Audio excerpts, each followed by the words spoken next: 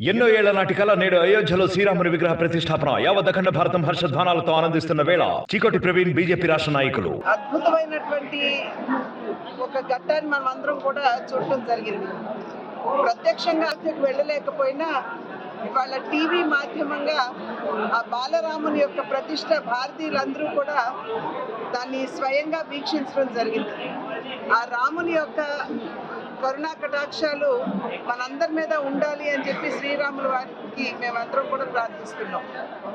అయితే ఇక్కడ శ్రీశైలంకి వచ్చినటువంటి సందర్భంలో రమరాంబ మల్లికార్జున స్వామి దర్శనంతో పాటు ఇవాళ ఈ యొక్క మంచి అద్భుతమైన కార్యక్రమాన్ని చూసేటువంటి పుణ్యం లభించింది అని చెప్పి మేమందరం కూడా భావిస్తున్నాం.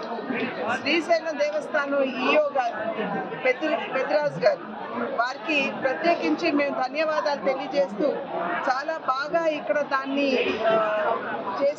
నిర్వహించినందుకు వారికి ప్రత్యేకించి నేను అభినందనలు తెలియజేస్తూ ఈ రకమైనటువంటి దైవ కార్యాలు ఎప్పుడైతే ఈ రకంగా ప్రజలకి చేరువ చేస్తామో మన హైందవ ధార్మిక చింతనకి ఎటువంటి ఇబ్బంది లేదు అని చెప్పి భావిస్తూ ప్రతి ఒక్కరికి కూడా ప్రత్యేకించి నరేంద్ర మోడీ గారు ఈ 11 రోజులు కూడా వారు చాలా నిష్ఠతోటి కేవలం కొబ్బరి నీళ్లు తాగి ఈ 11 రోజులు నేల మీద పడుకుని ఇవాళ వారి చేతుల మీదుగా ఈ బాలరాముని యొక్క ప్రతిష్ఠ జరగడం అనేది ఇది నిజంగా వారి చాలా పుణ్యం చేసుకుంటే వారికి ఈ యొక్క భగవంతుని అనుగ్రహం లభించింది అని చెప్పి భావిస్తూ ఇది కేవలం నరేంద్ర మోడీ గారు తన కోసం చేసింది కాదు, కానీ వారు దీక్ష పూనుతున్నటువంటి సందర్భంలో తీసుకుంటున్నటువంటి సందర్భంలో 144 కోట్ల భారతీయులకి పుణ్యం లభించాలి అని చెప్పి వారు ఈ దీక్ష చేపట్టడం జరిగింది.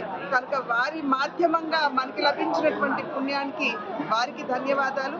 అదేవిధంగా శ్రీరాముల వారికి మేము చేసేటువంటి ప్రార్థన సర్వే జన సుఖినో భవంతు అని. మరిన్ని వీడియోస్ కోసం ఛానల్ ని సబ్స్క్రైబ్ చేయండి, లేటెస్ట్ అప్డేట్స్ కోసం వాట్సాప్ ఛానల్ ని ఫాలో చేయండి అండ్ లింక్ డిస్క్రిప్షన్ లో ఉంది.